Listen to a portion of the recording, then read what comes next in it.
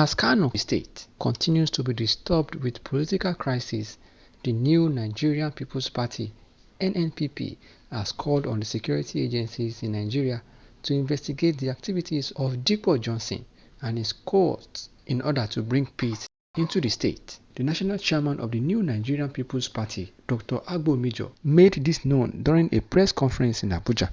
Agbo said the party discovered that escalating issues such as unrest, characterized by press interview, protest, attacks on judiciaries, among others, were coordinated by Musa Kwankwaso and led by non-indigenous named Dipo Johnson, Kawu Ali, and Onu, who were expelled from the party. Inspector General of Police and the Director General of the State Security Services, we wish to express our deep concern over recent developments that borders on the activities of certain expelled members of our party.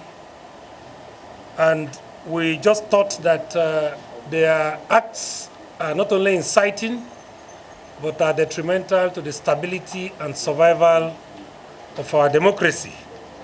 What they have done lately is not what our party stands for. Our party stands for peace, it stands for justice, it stands for equity. And the popular saying that he who goes to equity goes with clean hands seems to have been jettisoned by the activities of these miscreants who call themselves, parallel leaders of the party. And these are people that you all are aware have already been expelled. It is not right, democratically, to incite people on issues that are still yet to be decided in court.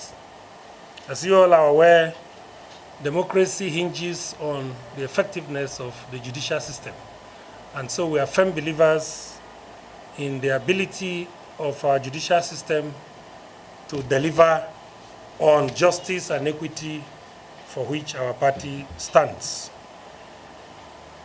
Upon thorough investigation, our party discovered that certain illegal actions that are not in our interest have been coordinated and taken by Senator Rabiu Musa Kwankwaso, Barrister Dipo, Ladipo Johnson, Alhaji Kawu Ali, Oladipupo Olayoku, Prince Onu, and a few others who have worked in a manner that is not in agreement with the manifestos of our party lately.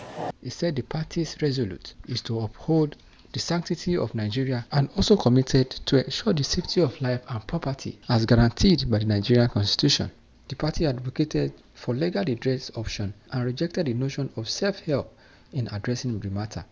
Also denounced mischief of its expelled members presenting themselves as the leader of the party in the state. Also be calling on them to shun all this invitation to protest, because one of the things we have continued to tell people is that when you bring the innocent ones, the vulnerable ones to the street to protest, by the time it becomes an issue, those who mobilize and bring them out, you cannot find them. Today, those who are bringing the good people of Kano, the youths of Kano, the displaced people of Kano, the physically challenged people of Kano to the streets in the name of coming to protest a matter that is still being looked at in the court, are not doing anything that is fair to our democracy.